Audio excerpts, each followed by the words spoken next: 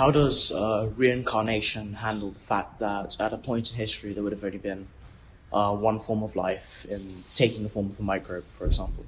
You see, this is the challenge you get from the science lobby. You must take it on. Because reincarnation is a central feature of the four Indic religions, Hinduism, Buddhism, Jainism, and Sikhism. And the thing that kind of sticks in the throats of the rationalists and the science-oriented is there are a lot of issues that are not clearly explained by reincarnation. First, the actual metaphysical kind of process of one person giving up a body and taking on a next body. What's the metaphysical mechanism? We are very poor on that. We don't know. It's a metaphysical, not a physical phenomena. So it's tricky. That's one part.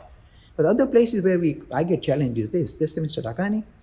A few thousand years ago, the human population, Homo sapiens, were a few thousand. They came out of Africa, and literally handful of, what we call Homo sapiens came out. Suddenly now there are, 7 billion or whatever. Where do all the souls come from if you believe in reincarnation?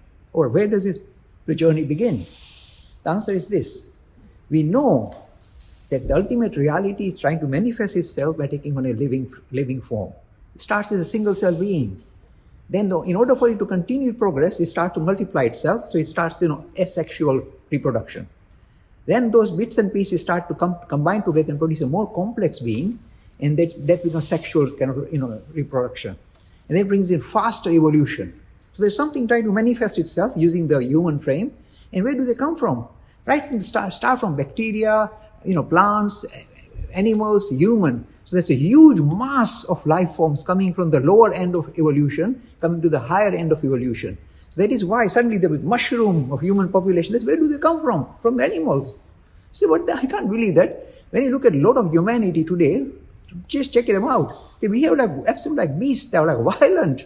And they reflect more kind of animalistic qualities than human qualities. But then once they're in the human kingdom, they're reincarnated in the human kingdom, they become rounded up, become less violent.